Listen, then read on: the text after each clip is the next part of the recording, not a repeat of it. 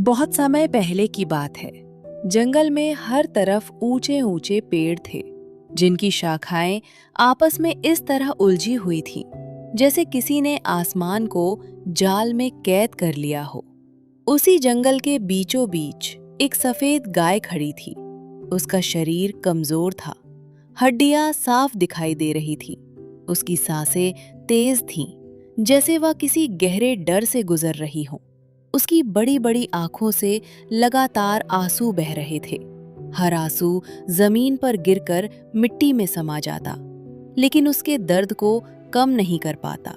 वह बार बार अपने सिर को नीचे झुका लेती, मानो अपने अपराध का बोझ सहन नहीं कर पा रही हो। उसके ठीक सामने एक तेजस्वी साधु खड़े थे, जिनका नाम विरक्तानंद था।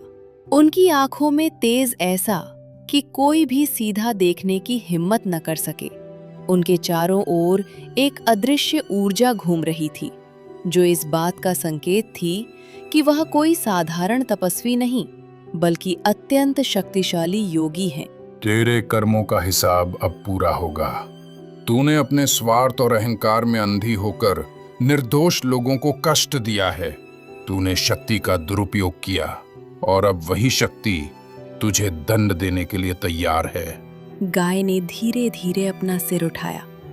उसकी आंखों में डर, पछतावा और विनती एक साथ दिखाई दे रहे थे। उसने अपने होठ हिलाने की कोशिश की, जैसे वह कुछ कहना चाहती हो, लेकिन उसके मुंह से कोई आवाज नहीं निकली, जैसे उसकी वाणी किसी अदृश्य शक्ति ने छीन ली हो। वह जमीन पर बैठ गई। उसकी आंखों से बहते आंसू अब और तेज हो गए। अब बोल क्यों नहीं रही? जब तुझ में शक्ति थी तब तूने किसी की नहीं सुनी। अब चुपचाप अपने कर्मों का फल भोग। साधु ने अपने वस्त्रों के भीतर से एक पुरानी रहस्यमयी थैली निकाली। वह थैली साधारण दिखती थी, लेकिन उसमें से निकलने वाली ऊर्जा बेहद शक्तिशाली थी।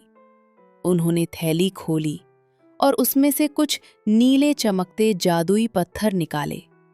उन्होंने वह पत्थर गाय के ऊपर फेंक दिया। पत्थर गाय के ऊपर जाते ही उसमें समा गए। ये जादुई पत्थर तेरे भीतर रहेंगे और हर पल तुझे तेरे कर्मों की याद दिलाएंगे। जिस दिन कोई निष्कलंक और दयालु इंसान तुझे बिना किसी स्वार्थ के अपनाएगा, उस दिन तेरा श्राप समाप्त होगा। तब तक तू ऐसे ही भटकती रहेगी। साधु ने अपनी आंखें बंद की और वहां से अंतर ध्यान हो गए। वह उस जंगल में अकेली बुरी तरह डर रही थी। वह बिना पीछे देखे भागने लगी और आखिरकार वह उस जंगल से बाहर निकल गई। जंगल से कुछ दूर पर एक छोटा गांव शिवपुर था। गाय उस गांव में भटकने लगी। उसी गांव में हरिदास नाम के एक बुजुर्ग आदमी रहते थे।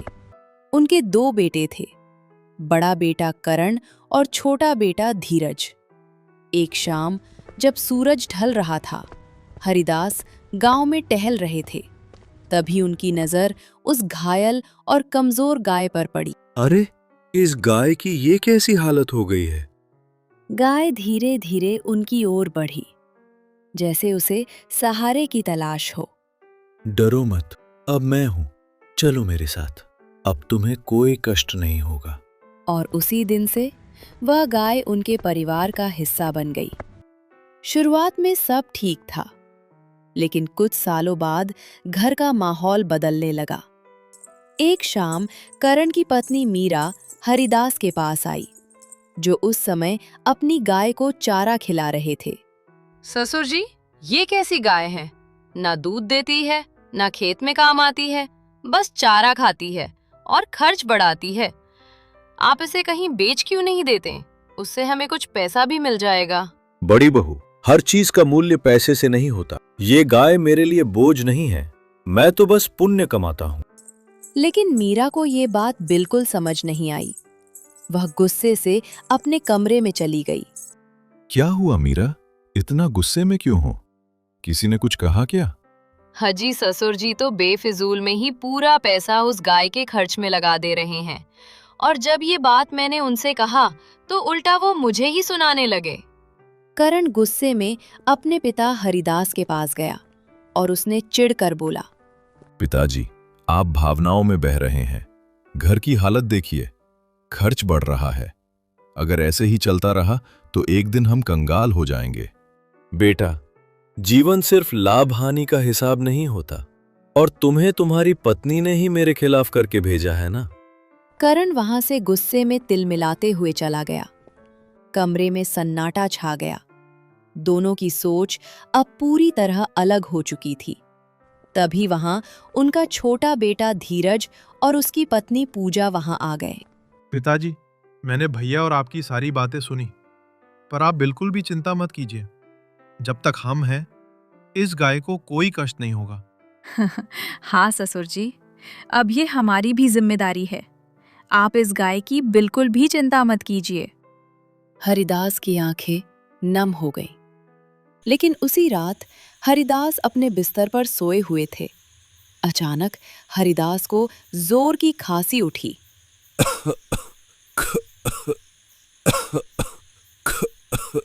उनकी खांसी रुक ही नहीं रही थी और अचानक उनके मुंह से खून निकलने लगा। कमरे से खांसने की आवाज सुनकर सभी हरिदास के कमरे में गए। पिताजी! धीरज, गाय का ख्याल रखना। और उनकी आंखें हमेशा के लिए बंद हो गईं। सभी लोग फूट फूट कर रोने लगे। पिताजी, आप ऐसे हमें छोड़कर नहीं जा सकते। पिताजी, आंखें खोलिए। हरिदास के जाने के बाद करण और धीरज ने उनका अंतिम संस्कार किया। दिन बीतते गए और धीरे धीरे बंटवारे की बात सामने आ गई। देखो धीरज, पिताजी को गए बहुत समय हो गया। अब लगता है हमें बंटवारा कर लेना चाहिए। भैया, बंटवारे की क्या जरूरत है? हम साथ में भी तो रह सकते हैं। लेकिन मीरा और करण ने धीरज की बात नहीं मानी और बंटवारा कर दिया। मीरा और करण ने चालाकी से अच्छी जमीन और बड़ा घर अपने नाम कर लिया और बंजर जमीन, एक टूटा फूटा झोपड़ी और वो गाय पूजा और धीरज को दे दी। धीरज रोज सुबह जल्दी उठता, गांव-गांव जाकर काम ढूंढता। कभी मजदूरी मिलती तो कभी खाली हाथ घर लौटना पड़ता। धूप में पसीना बहाता और शाम को थका हारा घर आता। उसके हाथों में छाले पड़ चुके थे, लेकिन फिर भी वो हार नहीं मानता था। पूजा भी उसका साथ देती, कभी अपने हिस्से का खाना छोड़ देती ताकि धीरज खा सके। लेकिन कई दिन ऐसे भी आते जब दोनों को बिना खाए ही सोना पड़ता। एक दिन शाम को धीरज थका हुआ घर लौटा। उसके चेहरे पर निराशा साफ दिख रही थी। क्या हुआ, आज काम नहीं मिला? नहीं, आज कोई काम नहीं मिला। घर में सिर्फ 2 रोटियां बची थीं। देखो, ये 2 रोटियां हैं, एक तुम्हारे लिए और एक मेरे लिए। या फिर गाय को दे दे? हम दोनों भूखे रह लेंगे, लेकिन गाय को भूखा नहीं रहने देंगे। पूजा की आंखें भर आईं, लेकिन उसने मुस्कुराकर हामी भर दी। दोनों ने मिलकर वो रोटियां गाय को खिलाईं। गाय शांत खड़ी रही, लेकिन उसकी आंखों में आंसू आ गए। अचानक गाय के शरीर से हल्की नीली रोशनी निकलने लगी। धीरज, ये क्या हो रहा है? पूजा, मुझे भी समझ नहीं आ रहा कि ये क्या हो रहा है। डरो मत। दोनों सन्न रह गए और एक दूसरे का चेहरा देखने लगे। तो तुम बोल सकती हो? हाँ, तुम्हारी सच्चाई और त्याग ने मुझे बोलने की शक्ति दी है। मैं कोई साधारण गाय नहीं हूँ। मेरे अंदर जादुई शक्ति है, लेकिन वो सिर्फ सच्चे इंसान के लिए ही काम करती है। तो अब क्या होगा? अब तुम्हारी किस्मत बदलने वाली है। तुम मेरे थन दबाओ। लेकिन तुम तो दूध नहीं देती। जैसा कहा है वैसा करो। धीरज ने धीरे से गाय के थन दबाए और अगले ही पल दूध की जगह चमकते हुए नीले जादुई पत्थर बाहर आने लगे। हे भगवान, ये क्या है? ये जादुई पत्थर हैं। इन्हें अपने बंजर खेत में बो दो। पत्थर बोएंगे? हाँ, और फिर चमत्कार देखना। रात के अंधेरे में ही धीरज और पूजा खेत की ओर गए। उन्होंने पूरे विश्वास के साथ उन पत्थरों को जमीन में बो दिया। क्या सच में कुछ होगा? अब भरोसा ही हमारी ताकत है पूजा। सुबह जब दोनों खेत पर पहुंचे तो जो उन्होंने देखा उसने उनकी जिंदगी बदल दी। पूरा बंजर खेत अब हरी भरी फसलों से भर चुका था। धीरज, ये देखो। ये सच है, ये सपना नहीं। उन्होंने फसल बेची और कुछ ही दिनों में बहुत सारा धन कमाया। घर की हालत सुधरने लगी। लेकिन दूसरी ओर करण सब देख रहा था। ये कैसे हो सकता है? कल तक ये गरीब था और आज अमीर। कुछ तो राज है और हमें वो पता लगाना होगा। धीरज की किस्मत अब पूरी तरह बदल चुकी थी। जहां कभी भूख और गरीबी थी, वहां अब समृद्धि और खुशहाली थी। लेकिन हर चमकती चीज के पीछे एक अंधेरा भी होता है। करण दिन रात बस एक ही बात सोचता। ये कैसे हो सकता है? वो बंजर जमीन इतनी उपजाऊ कैसे बन गई? जरूर कोई रहस्य है और वो मुझे पता लगाना ही होगा। करण ने उसी दिन फैसला कर लिया और अब वो अपने ही भाई पर नजर रखने लगा। एक रात चांदनी के हल्के उजाले में करण चुपके से धीरज के घर के पास छिप गया। उसने देखा धीरज और पूजा गाय के पास खड़े थे। आज भी पत्थर लो और खेत में बो देना। और जैसे ही धीरज ने गाय के थन दबाए, नीले चमकते जादुई पत्थर बाहर आने लगे। अच्छा, तो ये है राज। ये गाय जादुई है। करण भागता हुआ अपने घर गया और मीरा को सारी बात बताई। मीरा, अब समझ में आया, गाय ही सब कुछ है। तो आज रात उसे चुरा लेते हैं। हाँ, और उससे सारे जादुई पत्थर निकलवाएंगे। आधी रात हुई, पूरा गांव सो चुका था। करण और मीरा चुपके से धीरज के घर पहुंचे। धीरे धीरे, बिना आवाज किए, उन्होंने गाय की रस्सी खोली। जल्दी करो, कोई देख ना ले। दोनों गाय को लेकर गांव की सीमा पार करने लगे। जैसे ही वे जंगल के पास पहुंचे, हवा ठंडी हो गई, पेड़ हिलने लगे। अचानक चारों तरफ काला धुआं फैल गया। धुएं से एक विशाल राक्षस प्रकट हुआ।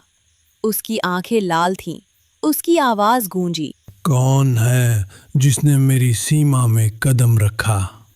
मैं हमें छोड़ दो। राक्षस की आवाज सुनकर पूरा गांव वहां आ गया। धीरज और पूजा भी दौड़ते हुए पहुंचे। भैया, आप यहाँ? और हमारी गाय?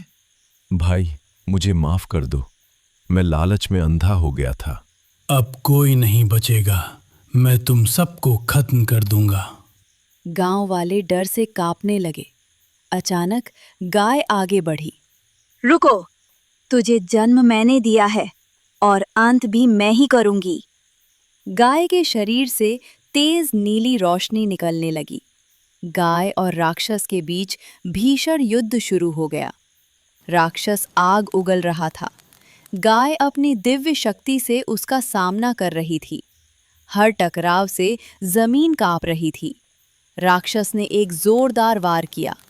गाय जमीन पर गिर पड़ी। नहीं। गाय ने आखिरी बार अपनी आंखें खोली। सच्चाई कभी हारती नहीं। और उसने अपनी पूरी शक्ति एकत्र की। एक तेज नीली किरण निकली और राक्षस पर सीधा वार किया। अगले ही पल राक्षस राख बन गया। जैसे ही युद्ध खत्म हुआ, गाय का शरीर चमकने लगा और धीरे धीरे वो एक सुंदर स्त्री में बदल गई। ये कौन है? अचानक वही साधु प्रकट हुए। ये कोई साधारण स्त्री नहीं, ये रानी सूर्यमाला है। ये पहले एक लालची और क्रूर रानी थी। इसने राक्षस को जगाने की कोशिश की, लेकिन नियंत्रण खो बैठी और वही राक्षस उसके लिए विनाश बन गया। तब मैंने इसे श्राप दिया कि ये गाय बनेगी और तब तक भटकेगी जब तक इसे कोई सच्चा इंसान न मिले। रानी ने धीरज की ओर देखा। उसकी आंखों में कृतज्ञता थी। तुमने मुझे मुक्ति दी। तुम्हारा बहुत बहुत धन्यवाद। और अगले ही पल उसने अंतिम सांस ली। भाई, मुझे माफ कर दो। मैंने लालच में सब खो दिया। भैया, गलती सबसे होती है, जरूरी है उसे समझना। उस दिन के बाद से करण ने अपना स्वभाव बदल लिया और दोनों भाई साथ रहने लगे। अगर आपको ये कहानी पसंद आई हो तो इस वीडियो को लाइक जरूर करें, क्योंकि आपका एक लाइक हमें और बेहतर कहानियां बनाने की प्रेरणा देता है। इस वीडियो को अपने दोस्तों और परिवार के साथ जरूर शेयर करें ताकि वे भी इस कहानी का आनंद ले सकें और हम तक और ज्यादा लोगों का प्यार पहुंच सके। और अगर आप ऐसी ही दिलचस्प, रोमांचक और शानदार कहानियां आगे भी देखना चाहते हैं तो हमारे चैनल को सब्सक्राइब करना बिल्कुल न भूलें। साथ ही बेल आइकन को भी दबा दें ताकि हमारी हर नई कहानी की अपडेट आपको सबसे पहले मिल सके। आपका प्यार और समर्थन हमारे लिए बहुत मायने रखता है। आपका बहुत बहुत धन्यवाद।